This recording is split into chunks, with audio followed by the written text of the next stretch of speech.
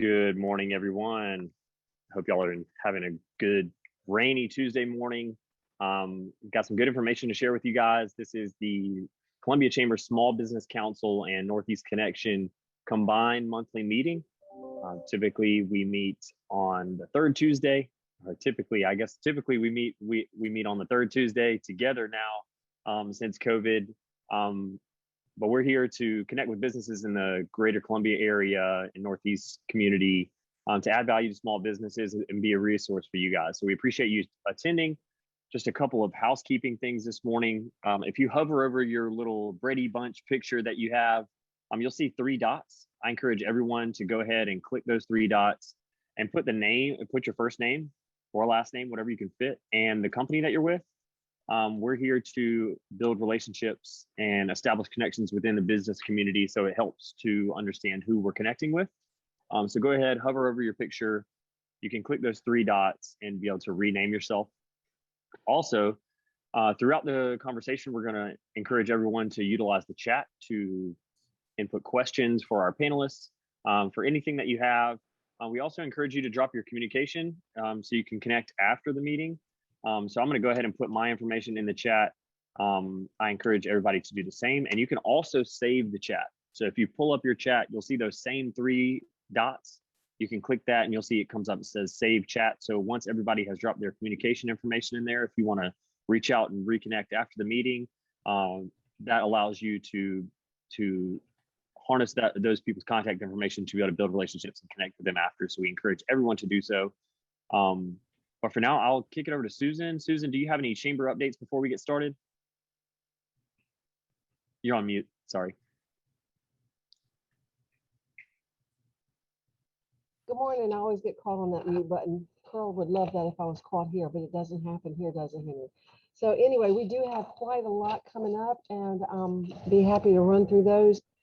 Most importantly, this week we have a City of Columbia tax study meeting at 2 p.m. on Thursday. They're going to be talking about the capital city taxes, and they have 3 economists who are hired to come in to tell us about what the interpretation is and on our city tax program. So hopefully that will provide some interesting information that Tamika and Daniel and Howard will be working on to help us with the city. We're hoping to have a Chamber of Commerce representative on that tax study. So if you have a chance to listen to that, you have any feedback for us, you want to get it included, please make sure and share that with us. You can do it in the chat box or you can send me an email. And then we have a partner engagement this Thursday. Don't worry about the rain. It's going to be a Chamber of Commerce Day. The sun's coming back out. We're going to have a great event at 4:30 at Boyd Plaza at Columbia Museum of Art on Main Street. So we'll be in the City Center. Coffee with Pearl is Friday morning at 9 o'clock. He is doing just a roundtable chit chat with folks, getting a lot of great information, input from the business community, and sharing good information on that. So very informal. Hope you'll join us for that. And then coming up again on Tuesday, October the 5th, we have the City Council Candidates Forum, and that will be at the Richland County Library. It's also going to be at Zoom and Facebook, so that'll be interesting. Hopefully we'll have some great questions from the business community because we're electing our new slate of city council members, and we'll have a great opportunity to make good input moving forward. We have our Chamber Gala on October the 7th, and then on October the 18th, we're going to be hosting a Mayor's Candidates Forum. That's going to be another critical time for us. So City Council and Mayor's Forum, we hope you'll participate and send us questions on that. Thanks, Jared. I'm sorry, but we are busy at the Chamber. And one thing, if you want to come join us with the gala, it is going to be on October the 7th. Tickets are available. We're at Central Energy, and all of these events and meetings are certainly being done within compliance with the city COVID-19 ordinances to make sure we keep everybody safe and healthy. Thank you. Thanks, Susan. Busy chamber is a good sign. Chamber's always at work for your business and your small business, your large business, the community in general. So a busy chamber is a good sign for all of us. We're going to go to our panelists, allow each of our panelists to introduce ourselves before we dive into our updates from each of their respective businesses and organizations. Please give your name, the company that you're with, and then we'll come back around and allow you guys to elaborate on your update. So first panelist, Vince Ford. Good morning. Thanks to the Chamber. Thanks to Jared. My name is Vince Ford. I work at Prisma Health, and I've worked for Prisma Health for the past 25 years in the Office of Community Health. Awesome. Thanks, Vince. Happy to have you. Next is Ayesha Driggers. Hello, good morning, everyone. It's great to see you all this morning. I'm Ayesha Driggers with the City of Columbia Office of Business Opportunity. We offer different resources available to our small businesses to help them get started or to grow. Thanks, Ayesha.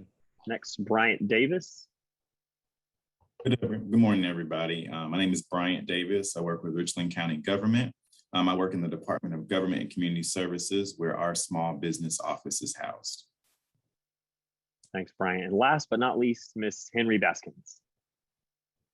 Good morning. I'm Henri Baskins. I'm with the Chamber. I'm the Executive Vice President here with public policy, small business, and some new endeavors that the Chamber will be telling you about this morning. Thanks, Henri. Thanks to all the panelists. We really look forward to hearing from all of you. Our first update, obviously, a lot of things going on in the community, a lot of stuff happening with COVID cases rising and the response to that. So the person I think that can speak the most to that is Mr. Vince Ford with Prisma. So Vince, if you could provide us an update. All right, sounds good. And Jared, keep us on time. My name is Vince Ford again. I work for Prisma Health and I work in the Office of Community Health. Most of you may remember the great speech that Dr. King gave at the Capitol. I Have a Dream speech, but there was another speech that was given in 1966 in Chicago to the American Medical Association. And out of that speech came this very famous quote: "Of all the injustices and inequalities in the world, the most inhumane is to deny people adequate and quality health care." I'm happy to work for an organization that has been advancing healthcare issues throughout the community, regardless of a person's ability to pay, their demographics, where they live, their zip code, and any of the other factors that sometimes come up. Dr. King was absolutely right when he shared that speech. So at Prisma Health, our goal is to inspire health, to serve with compassion, and to be the difference in the community. I've been fortunate to work at Prisma now for, as I said, 25 years. And when I'm asked often, what do you do? And I always respond by saying, my job is to keep people out of the hospital. And people often ask me, well, if you're keeping people out of the hospital, how is the hospital making money?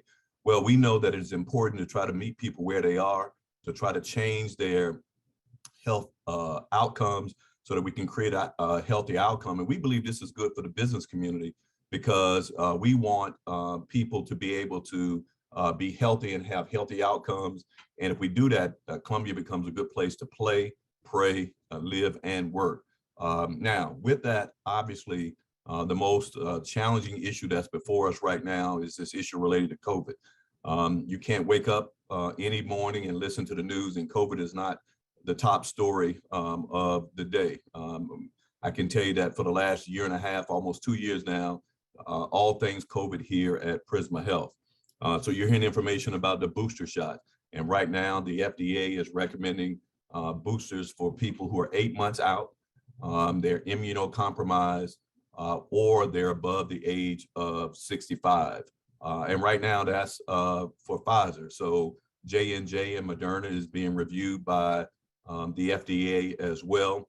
Pfizer just this week recommended that children above the age of 5 and 11 are now eligible for the Pfizer shot. So that's a game changer, we believe. So that is real important.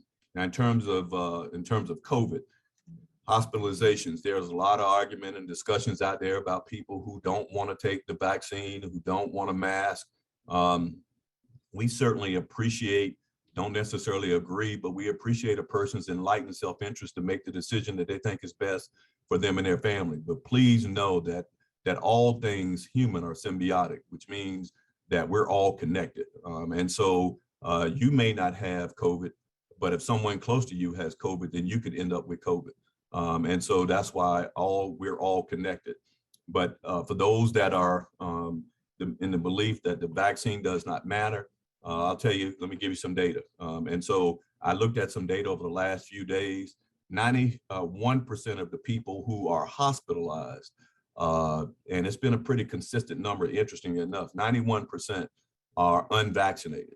Now think about that, 91% of the people who are hospitalized, and that's well over 500 people at Prisma. And I'm just giving you Prisma data. When you look at in the ICU, well over 150 people, 95% of those persons are unvaccinated. Now you do the calculations on this. And then when you look at those on a ventilator, about 86 people in the last check, about 80%, 80 were unvaccinated. That's 93%. So think about that, 91% of hospitalization, 95% in the ICU, and 93% on a ventilator are unvaccinated persons. So that's pretty significant. So what can you do and what can you share with your constituents in your workforce? You can ask them to be vaccinated. There are places that they can go. 10 Medical Park for vaccinations is an example. I know DHEC is providing vaccinations. You can go to a CVS, you can go to a Walgreens, you can even go to a Publix in your community and get the vaccine. Or if you want to be tested, testing has ramped back up significantly.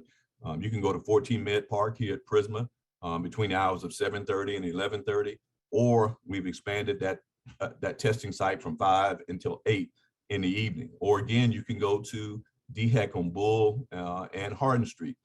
There's an outdoor site there. You can go to most CVS's. You can go to most Walgreens. In fact, now you can even buy a self-administered test for about $20, $22 that you can do that test on yourself and get the results back in about 15 minutes. So those are some things that you can encourage your team members, employees to do. And I would encourage you to encourage them. And I would encourage you during your staff meetings to have conversations about COVID and what people can do. Not try to force the vaccine on them, but keep them informed and educated and informed about what's going on. So now, as I prepare to close out, I would share that what are some things that you can do? So rather than you being equally concerned about your team members, let me ask you to be the influencers and be the leaders in your organization and in your family. So one of the things I would encourage you to do is take the vaccine. If you haven't, you don't have to share it with us on this group, but I ask you to consider taking the vaccine. I was talking to a real prominent pastor and legislator who was in the news. So I'm not going to call his name, but he was in the news. And he talked about how busy he was and he intended to take it and did not and ended up in the hospital. And so I said to him, well, you know, it's easy for people to say that after the fact. What we need are influencers to move upstream and be the influencer for other people and go ahead and take the vaccine. So we'd encourage you to take the vaccine. And all the issues that you hear about on the internet, talk to a physician. You'll find that those issues are not true. Most of the things that you've heard about that as reasons why people won't take the vaccine. So that's number one. Number two, take a picture of you taking the vaccine and share it with family members and other team members at work. Number three, let me strongly encourage you as we prepare for the holiday season is to have a family conversation. You can do it now virtually. Have a family conversation about the vaccine so that if families are planning to get together, we will at least know that we've given our family members information and opportunity to get vaccinated or to be tested. And then fourth and finally, and then I'll end with one thought, is don't be negative about the vaccine. I had to tell my own son, if you decide not to take it, that's your choice, but don't be negative because I don't want my daughter to be influenced by that. If you decided not to take it, hey, I respect that. But I'd ask that you don't be negative about it when you hear people say, I don't know what's in it. Well, this vaccine, the efficacy rate is pretty phenomenal. Actually, it's greater than the flu vaccine, believe it or not. So I'll end with this. You know, many times in our communities with social and other public health issues, we think it's about skill, but it's not about skill. We have the most trained physicians and doctors anywhere in the world. But what it boils down to is about will. Are we willing to do what it takes? And so as an influencer, as a leader in your organization, may I ask that you be willing to be the role model for everyone in your community and everyone on your job by taking the vaccine and letting people know that you've taken the vaccine, and during your staff meetings, have public conversations about why it is important for people to take the vaccine. I'll be on the rest of the call, be happy to answer any questions that you may put in chat. Thank you for these 10 minutes, and may God continue to bless you all. Thanks, Vince. We appreciate having you on. You know, there's a lot of craziness, especially with social media. If you're getting your information through social media, you probably think the world's ending and everything's going to hell. But what is the most reliable source besides maybe DHEC's website? Is there an area on Prisma's website that people can go to find updates and reliable information? So Jared, that's a very good question, because you're right. There's a lot of misinformation out there. And so DHEC's website is really good. Prisma Health website is really good. And let me ask and encourage you to talk to your primary care doctor. Don't talk to your friend, talk to your primary care doctor. And if you don't have a primary care doctor, call Prisma Health and we'll put you in touch with a physician. That is not a problem. Talk to a trusted source like a physician, as opposed to getting your information off of the internet. I hear people say, yeah, well, Tuskegee, well, certain demographics, African Americans, we have a right to distrust healthcare system, but this is not the time. We know that, in fact, that this vaccine does work. And this has zero to do with Tuskegee. Tuskegee withheld medicine. This is an opportunity for people to get the vaccine and to be protected. This is, Jared, like being in a car and you're driving and then you've got a passenger. One person has a seatbelt on and the other person does not. It doesn't stop you from getting in an accident, but if you get in one, that seatbelt is likely to protect you, whereas the one that's without a seatbelt is not going to be protected and bad things can happen. I love that analogy. That's a very, very good analogy, Vince. Really appreciate that. Appreciate that information. We know that COVID has affected a lot of different areas, especially business. So we have a couple people here to talk about how it's affected business in our city and county. First up is Bryant Davis with Richland County.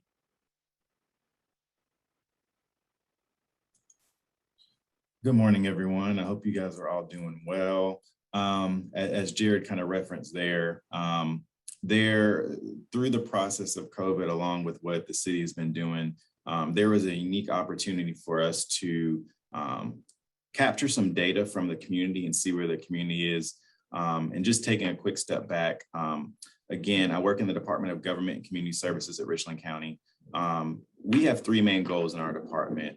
That's facilitating improved community outreach, administering government services that the county has, and then resolving issues that exist within our community. And so, of course, COVID is not an issue that we can resolve ourselves, but it's definitely something that we can be working to further understand how it's impacting our communities and specifically our businesses, and then be able to utilize that information to work with our administration and council and figuring out ways to address that information.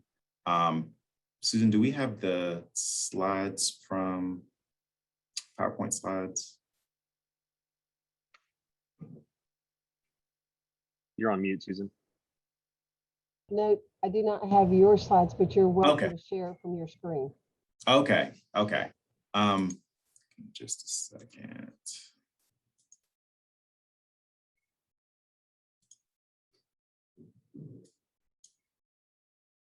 So,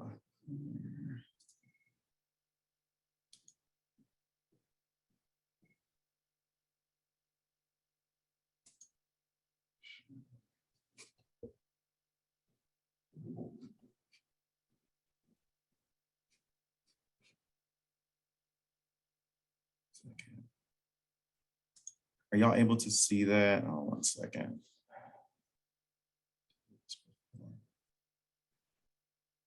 Just leave it right there. I'm not the most technology savvy. I just wanted to, again, just kind of break down a couple of parts of what we shared. So in doing this, we worked with our Richland County Neighborhood Council, and our Neighborhood Council is essentially what we do, but they do that specifically for our neighborhood communities. And so their role is helping to advocate and be a conduit between council and then neighborhoods. And so we know that there has been a lot of people have had to change the way they've worked in doing business. So that's either working from home, doing a lot more things online. And so we know that a lot of our small businesses, and specifically that exist and work within our department, are out-of-home businesses. And so they are within our neighborhoods and communities. And so a lot of the issues they have are going to be impacted specifically by COVID and other things that are going on as well. And so we wanted to work directly with them as them being a advocacy arm to help with the community in that role, and kind of see where are people right now? What are people needing? And are there ways specifically they could help? And then there are ways that are within our department that we can work and assist them. And then on a bigger scale, how can the county and even potentially even the city work with them to help in that purpose. So one great thing for us as our department works to facilitate improved community outreach, we have worked very, very hard to get connected with more connected with communities and others. And as you can see just from the rates and responses, we had over 320 different neighborhoods that responded back to our survey. And you can see some of the rates of response within certain zip codes. Of course, it's still a work in progress for us, but we received about 1,700 responses. Generally for surveys that exist within the county, we don't get that kind of response back. So that was a big step for us to be able to have that much response. And we think more importantly, it's going to be very important how we utilize this data, how we share this data with the community, so that people will continually be involved in parts of what we're doing.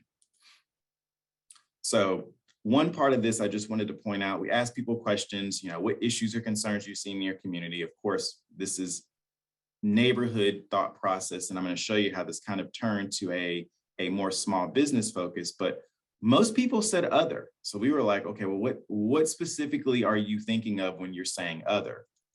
And we started talking about all these breakout issues. So people brought up recreation and roads and other social services and other community ordinances that exist. And a lot of these things impact the way that people are able to do or utilize their business. Certain HOAs have very strict covenants and bylaws in terms of what you can do within your community, what you can do in and outside your house. So those things impact what people are doing.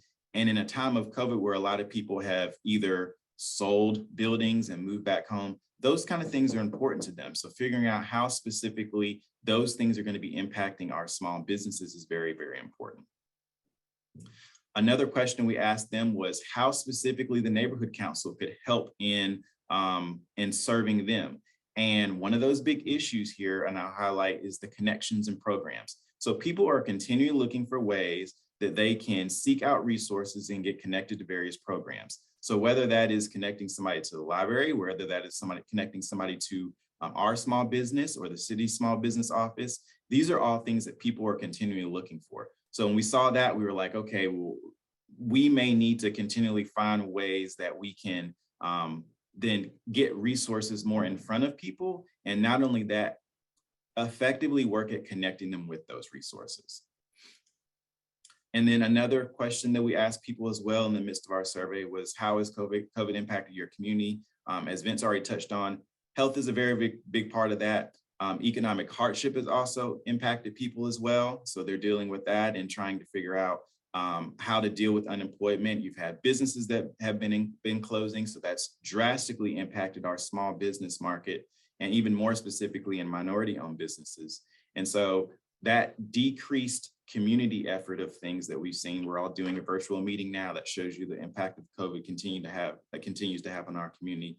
All these things play a vital role that we see not only from a community standpoint, but they're also impacting our small businesses. And just as we kind of wrap up here as well, what kind of things, we ask people, what kind of things would you like to see from in terms of programming, training? One big we saw, of course, is people want to get to know their council member, and people want to know how they can get involved with their local government. And I'm sure in some form or fashion, Ayesha should probably echo this as well. Like, we welcome people getting involved with their local government.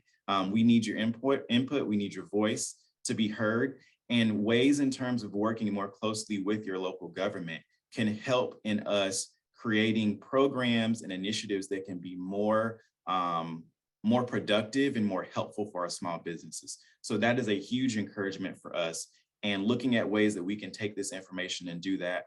I don't say it enough, but our small business office here, as well as the cities, continues to turn out programs, initiatives, trainings, workshops that help. So whether that is us just finding ways to promote that more effectively or not, those opportunities are out there. So for everybody that's on this call, then I encourage you. I'll put some information in the chat as we wrap up as well, but please make sure that you get connected with their small business offices. There are resources here. If you don't have one and know somebody else that can utilize the information, I encourage you to share that with them as well.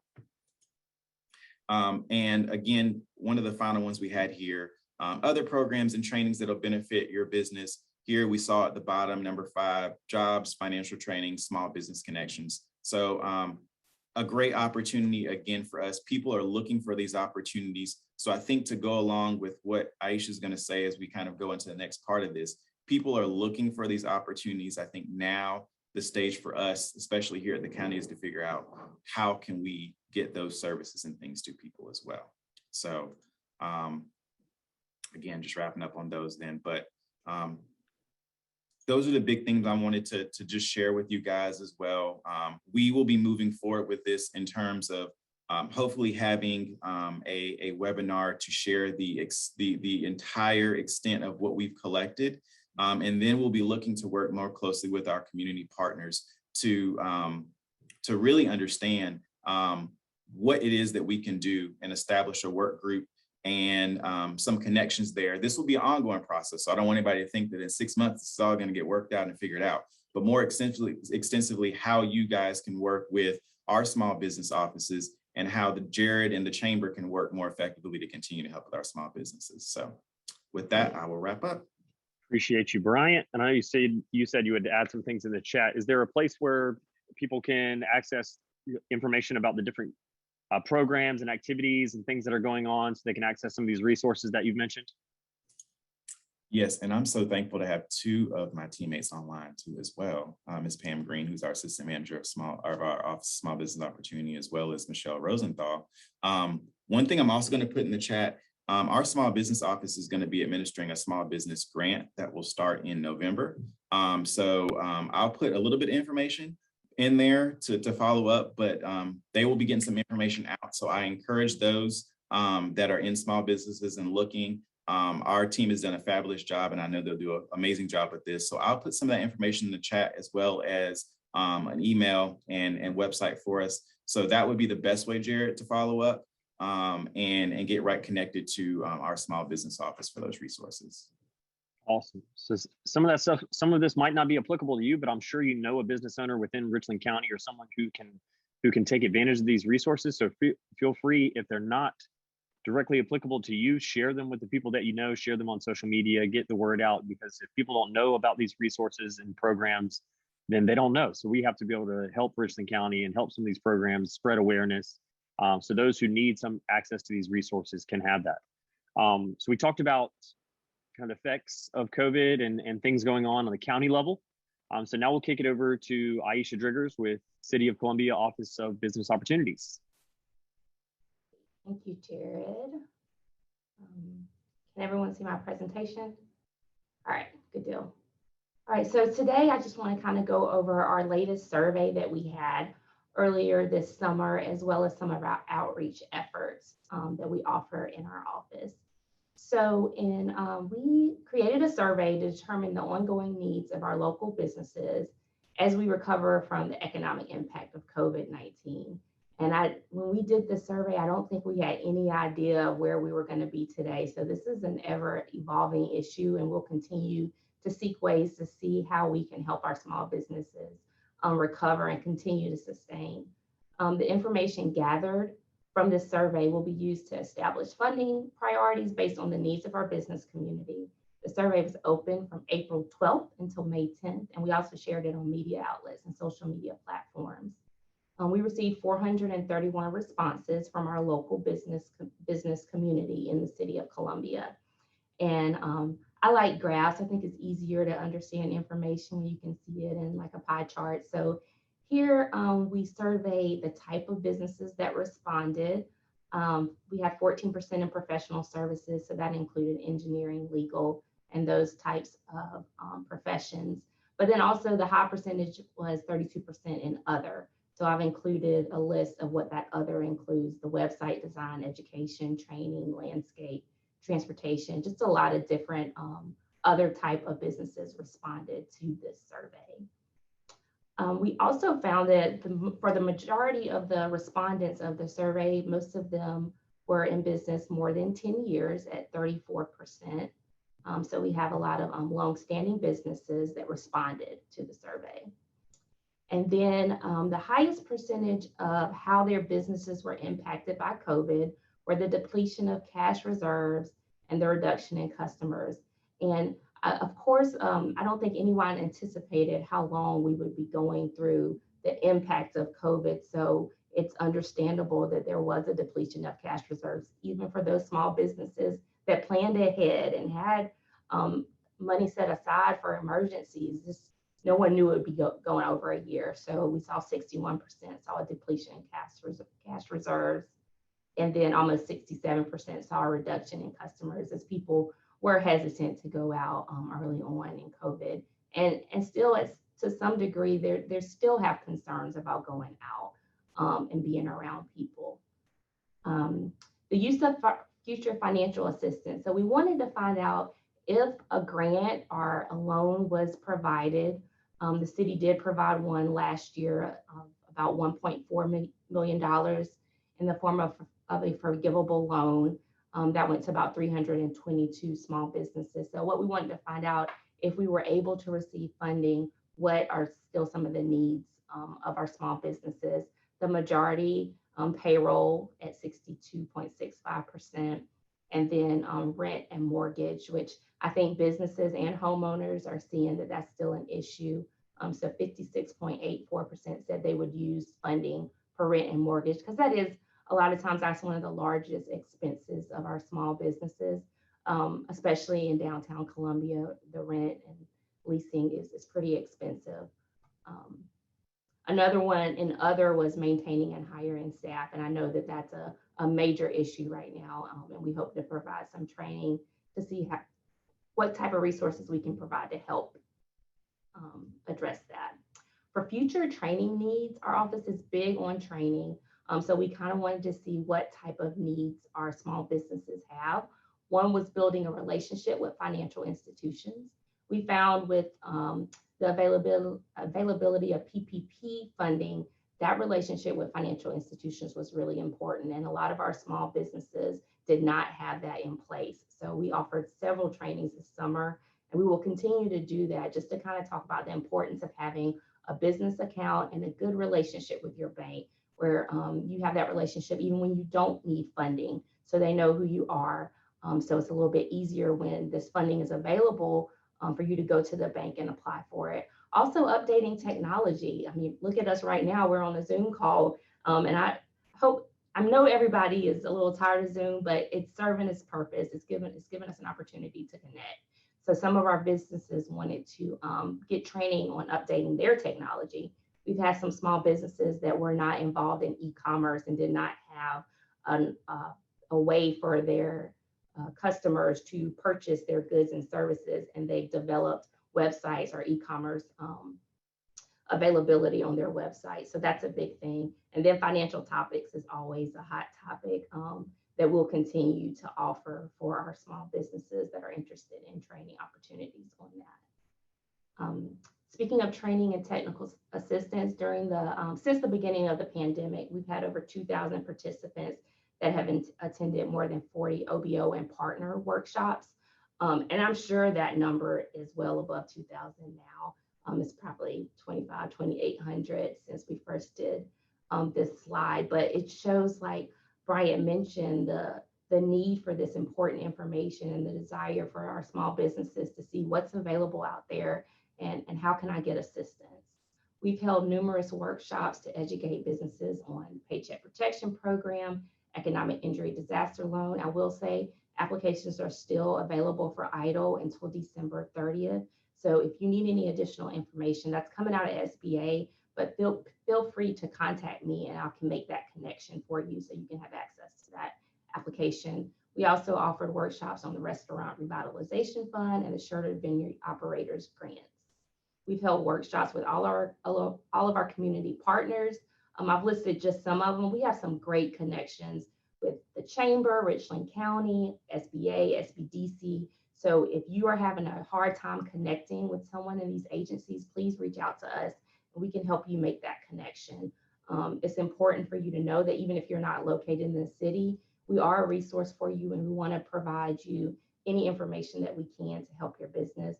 We also have 2,000 contacts that receive our OBO weekly newsletter. And I know one of the questions Jared asked Brian was, how can someone find out about what's going on? I encourage you to sign on to our weekly newsletter, because we will promote information that the chamber offers, that Richland County, SBA. We are big on making sure that we promote anything that our resource partners have available. We also had our Small Business Week conference last Thursday. So in the newsletter this week, I will include a YouTube link so you can go back and watch that. We had a great panelist of our small businesses that have been able to pivot and face the challenges of COVID, as well as Chris Hively. He's the co-founder of MapQuest. He joined us as well to kind of talk about the challenges that small businesses face. Our future plans for small businesses will continue to provide training in some of the areas that I mentioned regarding financial institutions, are building that relationship, financial related topics, technology, human resource. Also, one of the things, and I'll put it in the chat, is we partner with the Arts Commission, because artists are also small businesses and entrepreneurs, and we want to make sure that they have the resources they need to market their business and develop their business plan. So I know there is a webinar tonight at 6 o'clock that we'll be participating in. And like I said, I'll put that in the chat if we have any artists, or if you know of any artists that may be interested in attending that training. We'll continue to work in collaboration with our public and private partners. We recognize we cannot do it all on our own, and we don't even want to. We want to partner with each other because we're better together, and I think we can reach more people if we look for opportunities to partner. Here's our contact information. Feel free to give us a call at 803-545-3950. If you're interested in joining our newsletter, you can email us at obo@columbiasc.gov, or you can email me directly. I put my email in the chat at ayesha.driggers@columbiasc.gov, and I will be happy to see what type of information we can provide for you. Thank you so much, Ayesha. Look forward to seeing that information in the chat. Really glad to hear all of the activity that's going on between the county and the city level, just to provide resources and value to small businesses in need during this time. Some really exciting things between the chamber. A new program that was launched are the Midlands Minority Business Accelerator program. I'll kick it over to Miss Henri Baskins to let us know more about that. Good morning. Yes, I'm very excited by this. I've heard some really interesting things from both what the city and the county is doing. And a lot of it, we seem to be in lockstep, because we understand that I think that percentage now is past 85, probably 87% of all businesses that make up our economic structure in this country are small businesses. Now, there are different definitions of small businesses, but small businesses are the key to the infrastructure of this nation. I'm going to share some talking points with you. Hopefully you can. Do you see that? Thank you. The Minority Small Business Accelerator started in Greenville, in South Carolina, in Greenville. Greenville saw some information that they had with Cincinnati, with St. Louis. They had a minority business accelerator and the businesses there, when they went through that program, were experiencing 25-35% growth. So about 9 years ago, Greenville started it. Of course, it didn't start off with the 25 and 35% growth, annual growth at that. But they saw that the program was very, very successful. And they came upon the fact that there are some foundational things that businesses weren't doing that would help them to be in business longer, stay for the long haul, and then grow. So they started their Minority Business Accelerator using a national program produced by Enterprise. Enterprise is a national company that provide, one of the national companies that provide accelerator training. For us, after about 9 years, we were looking at doing something like that here in Columbia. I talked to my counterpart in Charleston, and they were looking at doing the same thing in Charleston. Well, Bank of America came to us and says, hey, we'd like to fund a statewide accelerator. So Bank of America gave us some seed money. So the Charleston Metro Chamber of Commerce, the Greenville Chamber, and the Columbia Chamber got together and we formed what is called the South Carolina Minority Business Accelerator. And what we're doing is we're having cohorts in each area. There will be businesses in each of these metro areas, and we're going to pull from Lexington, if we can pull from Fairfield County here, if we can pull from Sumter County here to join this accelerator. The whole mission is to help accelerate the development of minority businesses.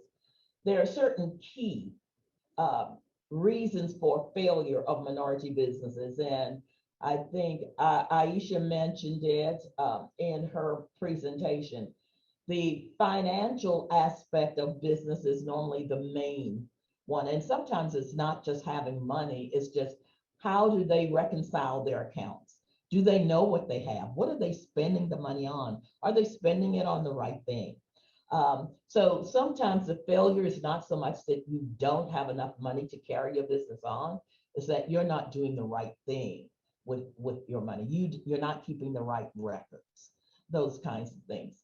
And so to tell you about the MBA, it will start in January. We will start with between 8 and 10 businesses. What we want to do is have a mentor and or a coach for each business. So we're looking for volunteers to be mentors, to be coaches, especially along the financial end. There is also going to be an advisory council. I see Chuck Wolfle online, and there might be 2 or 3 others that I've asked to join. I've sort of twisted their arm, but to be advisory on that advisory council. And that advisory council is going to provide the strategic guidance for these businesses. As you can see, starting with cohorts, that small number, they will get in-depth training, but not just in-depth training, they will get in-depth mentoring. The whole purpose is to make sure that the Midlands small businesses or minority businesses are strong. And when they're strong in their ecosystem, then that whole ecosystem is much stronger. One of the things we looked at, and I've been talking to some of my counterparts and with Richland County and with the city of Columbia, these numbers are not, they're 5 years old. And there's not a current numbers that dig into the depth that I would like to have. But I think they're still about the same. Well, minority-owned businesses in South Carolina, 23% of the businesses in South Carolina are minority-owned. In Richland County, minority-owned small businesses of all businesses are 37%, veteran-owned are 13%, and female-owned are 39%. In the city of Columbia, a minority-owned 32%, veteran-owned 12%, female-owned 35%. Lexington, minority 14, veteran 13, female 33. Startups in South Carolina, 13% are minority-owned of startup in South Carolina, and startups in Richland County, 16% of the startups in Richland County were minority-owned. And these total was responsible for $189 million in revenue year over year. So what we're seeing is, and as I said, this information is over 5 years old, and this ecosystem needs to be revisited. And we're working with some of our partners to revisit this ecosystem. So what do you need to do to be a part of this MBA? It is a 12-month program. We're going to talk about business development strategies, strategic planning, which is near and dear to my heart. Financial management and analysis of your finances. Human resources. When do you need to bring people on? Who do you need to bring on? And how do you handle it when you bring someone on and they're not a good fit? Those kinds of things. How do you access capital? Where would you go to access capital? We talked about your banks and getting to know your financial institutions, but there are other avenues for capital for businesses out there. And then, of course, where you're going to be trained on securing corporate and government contracts. How do you go about doing that? And the first question we're going to ask you is this a right fit for you? And we're going to work with you to figure out whether this is a right fit with you. We say here, our ideal candidate, you're tired of doing business the same old way. And you want to learn business knowledge. Yeah, you know how to sell your widgets, but you really don't know how to run your business. And we want you to know how to run your business, then you'll sell more widgets. We want to help you successfully grow your business and help you guide that business growth. This might seem to be an oxymoron, but it's not. A lot of businesses fail because they grow too fast. They grow so fast, they don't have the infrastructure to support that growth. So there are a lot of things we want to train these businesses to be successful. What are we looking for? We want demonstrated ability to actively engage and be successful in completing this program. We want the owner of the business, not your number one guy or your number two guy, but the CEO, the owner of the business, need to participate in this program. The businesses that are beyond startup phase, we have a lot of startup engines in the Midlands here, but we want businesses that are beyond the startup phase or looking to scale. As I mentioned, the name of the program is Minority Business Accelerator. So what we're looking for is businesses that are minority owned, women owned, or veteran owned. And businesses must be headquartered here in this area. Now, when I say in this area, I'm talking about the Midlands. So that's Lexington County, Richland County, Fairfield County, Newberry County is considered the Midlands, Sumter County. Anything within the Midlands region is considered, you would be considered qualified to apply for this program. So all of this information is on you can get to this on our website, their application and the like on our website. We'll get that information, that link to you, put it in the chat. But this, I think, can be a game changer for minority business in this area. And we're not looking to duplicate anything that's already going on. We will be partnering with Richland County, City of Columbia, the SBDC, SBA. We will be partnering with entities that provide certain services so that we're not being duplicating services, wasting resources. We just want to make sure that the businesses that go through this program come out on the other side and they too have that 20, 25, 35% annual growth. So I'll be willing to answer any questions. Jared? Thank you so much, Henri. Really appreciate that. It's really exciting. Love to have opportunities and programs like this available to businesses and especially minority businesses throughout the state. That's really exciting to hear how the chambers are collaborating together to try and provide opportunity and add value to businesses of all sizes. Really enjoyed our conversation today between our panelists. Want to open it up to questions from attendees. So feel free to unmute yourself or drop a question in the chat, however you prefer. But want to go ahead and open it up to the floor.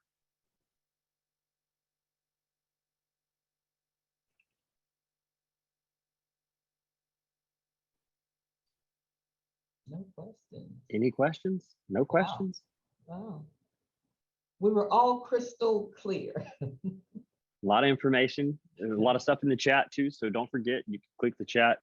You can click those three dots right there and you can save the chat so you can have access and be able to look back at all this information just in case you're having conversation and you remember, oh, I remember about the Minority Business Accelerator program. Let me figure out where this information was, or if you know somebody who's looking for opportunity with City of Columbia or Richland County, or if you remember that Vince added some value and he has some things from Prisma and you want to go back and see what was there, or if you saw someone within their little square and you want to connect with them. A lot of people drop their information in the chat. So remember that you can click those three dots and save the chat right to your computer to have access to that information and those resources later.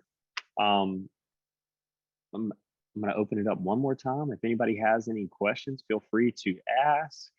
If not, I'm going to kick it back over to Susan to remind us of all the good things that are happening within the chamber and all the events that are coming up.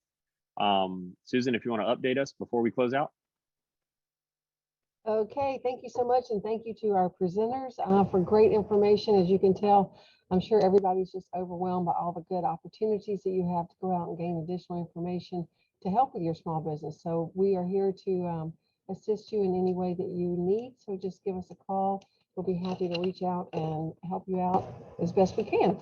And then just again, thank you for your participation today. And we have numerous opportunities for you to participate coming up. I put those in the chat box, but if you'd like, you can come out and join us this Thursday for the partner engagement. That's going to be at 4:30 at the Art Museum. We'll all be socially distanced, and it will be a great opportunity to just get out and meet some of your fellow folks and share ideas. The City of Columbia has a tax meeting on Thursday. We also would love for you to participate in that. As you well know, taxes is a huge issue for us in the city and in the county. It impacts our businesses, it impacts our ability to grow, and it also impacts the ability to bring on economic development. So it's something that critical topic to all of us, impacts every one of us. So please stay in tune, watch out, and provide, as Bryant said, please get involved and provide input and feedback to your elected officials because they need it. The other thing, Coffee with Carl is Friday morning. Everybody has a good jolt of caffeine and they are ready to do a lot of chatting on that. I see Vince and Lynn on here. They're very big participators, and Chuck. So we always appreciate the challenging questions, and Carl likes the liveliness of that conversation. So we hope you'll join us on that. It's a Zoom call. We have our issues forum coming up on October the 5th, and that is our regular forum. We're bringing in all the candidates for City Council. And I think this is the most I've ever seen. Ayesha, I don't know about you, but we have about 9 council members or candidates running. So it will be extremely, it's a different race. We have people from all backgrounds, all businesses, all thought processes. So please come out and meet those. Or if you don't come out, ask them a question in the chat box and we'll make sure that they get it answered. This is a change in time for us. And then we have our Chamber Gala on October the 7th. It's at Central Energy. Tickets are available. We'd love to have you come participate. It's a great venue. We'll be wearing nice masks. We'll be having delicious food. So come out and see. We're honoring all of our chamber honorees for their service. So we'll be special service there. And then our Mayor's Candidates Forum on October the 18th. We have 4 candidates running for the mayor. And of course, the mayor's been there for a couple of decades. So this is the first time this opportunity has come about in a long time. So if you're new to business, new to Columbia, or if you're old to both of those, we'd love to have you come out, participate, send questions. This is our opportunity to set the future for the next 4 years and perhaps longer, because our mayors run a long tenure. So we need to make sure that we pick the right one that's going to move us forward. So if you have any questions, please let me know. Always here to help you. Thank you for your support. Thank you for working diligently through COVID, and stay healthy. Hey, Susan, I see that Charlie asked how to save the chat. I think he's on a mobile device. I think it's a little bit different when you're on a phone. Is there a way that we can have someone from the chamber save the chat and send that over to him? Sure. Awesome. And Awesome. Charlie, I'm not seeing, Charlie, what's the last name so I can make sure and find him? Charlie Mack.